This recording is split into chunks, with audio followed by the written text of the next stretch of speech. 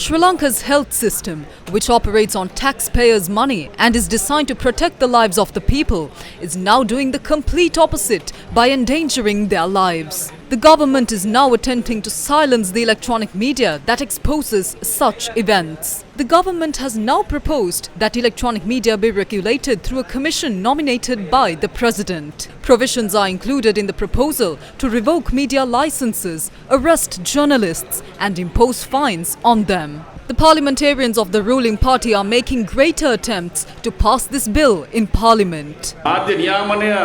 Who sent the ruler home who did not regulate the media? Did we do it or did you do it? It was media who guided people to the roads to set fire to the houses. Some media institutions are not to be seen here, but when the houses were burnt, they were holding their mics and broadcasting everything live. The Prime Minister's residence was set on fire by a media institution. Can anybody deny this? If you all send the leader who couldn't regulate media home, we would like to pass the message to the media that we are taking the necessary actions to regulate the media now.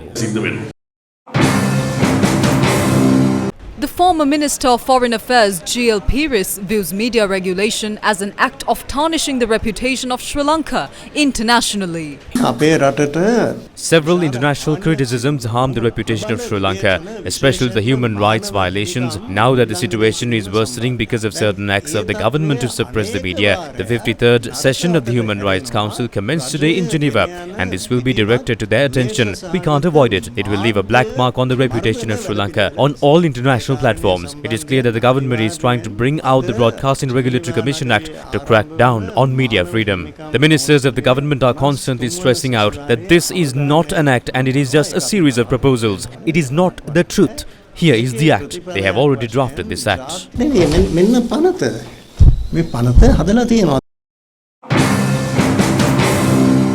The Medical and Civil Rights Professional Association commented on media suppression. The rulers who cannot maintain free healthcare in the country are also doing the same to free education. The rulers have failed to solve the issues. When we offer practical solutions to the issues, they try to control what we say because they are aware that they would lose the commissions they obtain. A few state officials and politicians are trying to operate this web of corruption, and when the media speaks against it and speaks of the truth, they are trying to suppress the media.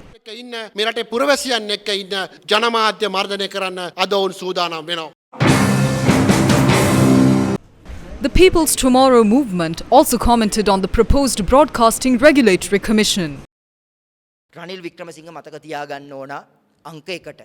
එයා ඔය මොන පම්පෝරි ගෙහුවත් එයා ඇවිල්ලා No matter what Ranil Wickremesinghe has to say, he is here on a temporary basis. If he has a mandate, he needs to prove it. Not by imposing these laws, the people will eventually suffer. One can introduce legislation to cover up political incompetence.